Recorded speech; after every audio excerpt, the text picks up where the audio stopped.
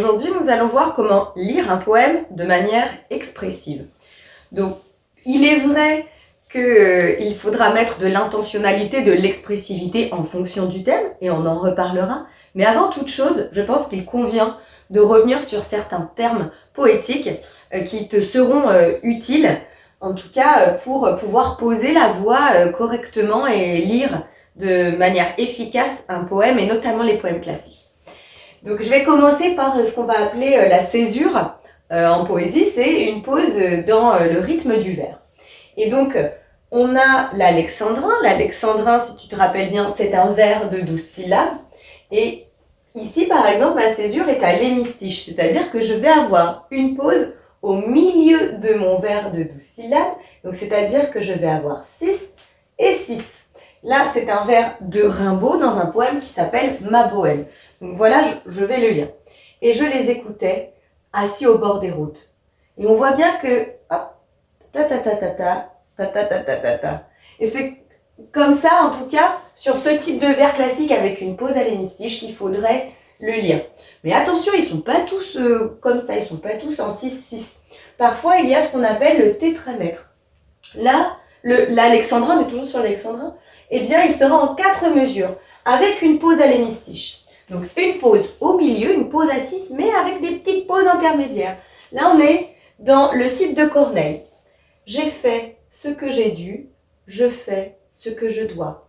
Et on voit bien que, eh bien, dans ce vers, ça donne un aspect solennel, quand même, à ce qu'il est en train de raconter. Et puis, on a également le trimètre. Le trimètre, c'est quand l'alexandrin va être découpé en 3 mesures de 4 syllabes.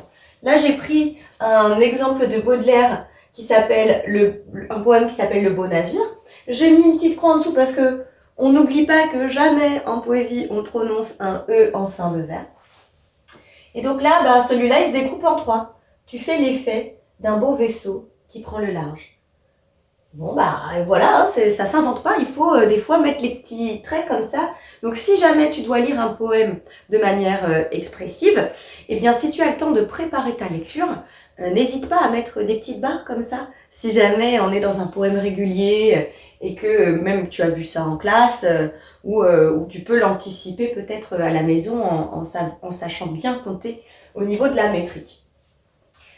Il faut également faire attention à ce qu'on appelle les enjambements et les rejets. Alors, globalement, les enjambements et les rejets, les deux, c'est quand le vers va déborder sur le vers suivant.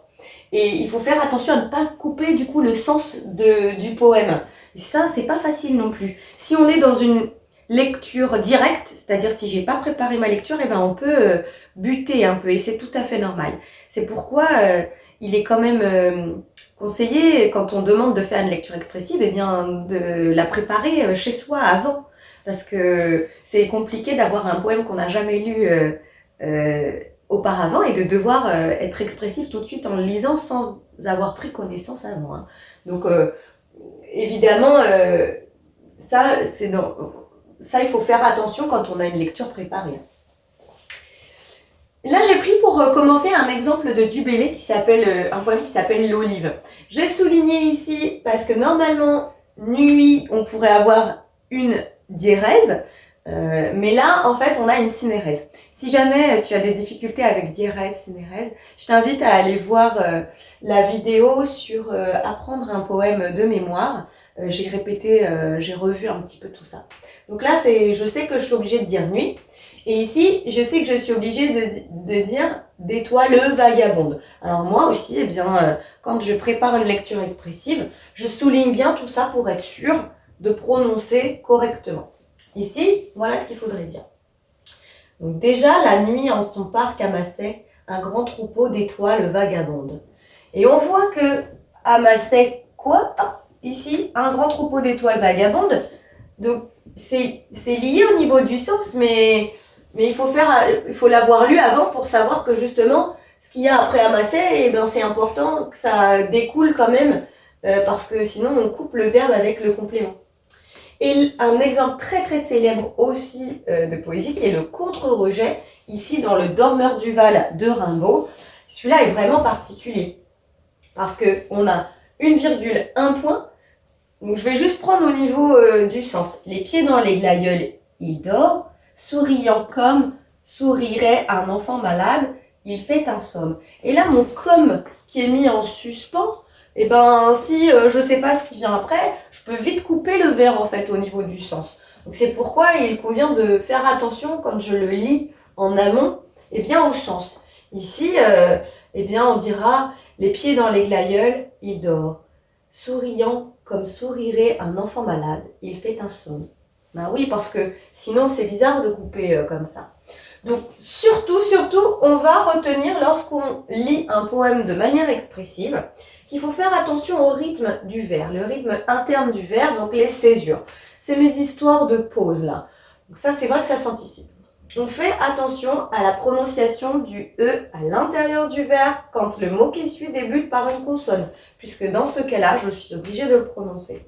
Mais lorsque le mot qui suit commence par une voyelle, alors je ne le prononce pas. Et je ne le prononce pas non plus lorsqu'il est en fin de vers. Si jamais ça pose un peu problème, je t'invite vraiment à regarder de nouveau la vidéo sur dire un poème de mémoire. On fera attention également à respecter la ponctuation. Eh bien oui, s'il y a des points, s'arrête. Là, par exemple, il dort. Je suis obligée de faire une pause au milieu de mon vers, sinon ça n'a pas de sens. Les virgules conviennent en fait à une petite pause. Aussi, je mettrai de l'expressivité en fonction de mon thème. Évidemment, si je peux pas lire de manière ultra enjouée, c'est-à-dire très joyeuse, le poème Chanson d'automne, qu'on a déjà vu dans une autre vidéo, qui est justement synonyme de mélancolie et qui est un poème de Verlaine.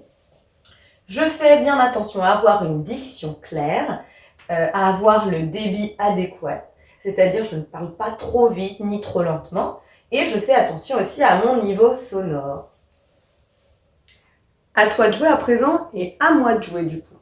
J'ai mis au tableau une fable très célèbre, Le Corbeau et le Renard de Jean de La Fontaine, que tu dois sans doute connaître, ou en tout cas si tu ne la connais pas, eh ben, c'est le meilleur moment pour aborder cette fable.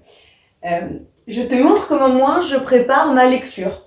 Donc ici nous sommes dans un poème qui fait preuve d'hétérométrie, c'est-à-dire que les vers ne sont pas réguliers. Les vers ici sont réguliers, mais ce ne sont pas toujours les mêmes. C'est-à-dire que je commence avec un vers de 10 syllabes, un décasyllabe, puis un octo, puis un déca, puis un octo, puis un octo, et hop, j'ai même des alexandrins. Ici, j'ai un vers de 7 syllabes, là j'en ai des décas, donc je suis un peu dans un mélange. Donc première chose que je fais, eh bien moi je compte. Je compte et je fais apparaître les E qui doivent être prononcés. J'enlève si jamais il y a des synérèses éventuelles. Et puis comme ça, je balise un petit peu mon poème. Et si je vois ici que je dois faire une césure à l'hémistiche, donc on a dit au milieu, mais elle est obligatoire avec la ponctuation, mais ici, elle est pas forcément évidente, alors je la fais apparaître. Et vraiment, c'est ce que j'appelle le balisage du poème. Et maintenant, eh bien, je vais pouvoir... dans un premier temps, je le lis, j'essaye de bien me rendre compte du sens. Et donc le sens ici, je vais le lire, je vais te laisser le temps de le lire sans que l'on rentre dans l'expressivité. Hein. Je vais le lire plat et après on va mettre l'expressivité. Comme ça, tu vas voir un peu la différence. Maître Corbeau, sur un arbre perché, tenait en son bec un fromage. Maître Renard, par l'odeur alléchée, lui tint à peu près ce langage. Et bonjour, monsieur du Corbeau, que vous êtes joli, que vous me semblez beau. Sans mentir, si votre ramage se rapporte à votre plumage, vous êtes le phénix des hôtes de ces bois. À ces mots, le corbeau ne se sent pas de joie, et pour montrer sa belle voix, il ouvre un large bec, laisse tomber sa proie. Le renard s'en saisit et dit « Mon bon monsieur, apprenez que tout flatteur vit aux dépens de celui qui l'écoute. Cette leçon vaut bien un fromage sans doute. » Le corbeau, honteux et confus, jura, mais un peu tard, qu'on ne l'y prendrait plus. Donc là, je le lis simplement, je m'inspire, je regarde que je suis d'accord avec comment je dois prononcer, ce que je prononce pas à la fin, aucun E, je fais mon petit balisage et j'ai bien compris l'histoire. Il s'agit d'un corbeau qui se fait abuser par un renard. Le renard voit un corbeau avec un fromage dans sa bouche. Évidemment, il a envie de manger ce fromage, mais le corbeau l'ayant dans le bec, eh bien, il faut faire en sorte que ce corbeau puisse le lâcher. Et donc, le renard va utiliser la flatterie pour que le corbeau se mette à chanter, lâche son fromage, et du coup lui dise, à la fin, le renard, eh bien, je me suis bien moqué de toi parce que je t'ai flatté, tu as cru que j'étais sincère, mais en fait, eh bien, tu t'es fait berner. C'est ça l'histoire. Donc, il y a beaucoup d'ironie. En plus, on voit bien qu'il y a des passages dialogués. Et c'est là qu'il va falloir mettre de l'expressivité. Donc, maintenant qu'on a bien compris la substance du poème, qu'on a bien vu comment on devait prononcer certains endroits, eh bien, je vais y aller de manière expressive. Et toi, tu pourras t'entraîner à la maison. Tu es prêt? C'est parti. Maître Corbeau, sur un arbre perché, tenait en son bec un fromage. Maître Renard, par l'odeur alléchée, lui tint à peu près ce langage. « Eh, bonjour, monsieur du Corbeau, que vous êtes joli, que vous me semblez beau. Sans mentir, si votre ramage se rapporte à votre plumage, vous êtes le phénix des hôtes de ces bois. » À ces mots, le corbeau ne se sent pas de joie, et pour montrer sa belle voix, il ouvre un large bec, laisse tomber sa proie. Le renard s'en saisit et dit « Mon bon monsieur, apprenez que tout flatteur vit aux dépens de celui qui l'écoute. Cette leçon vaut bien un fromage, sans doute. » Le corbeau, honteux et confus, jura, mais un peu tard, qu'on ne l'y prendrait plus. J'espère que c'est un peu plus clair pour toi maintenant. À bientôt. Maintenant que tu as tout compris, entraîne-toi en faisant les exercices ci-dessous.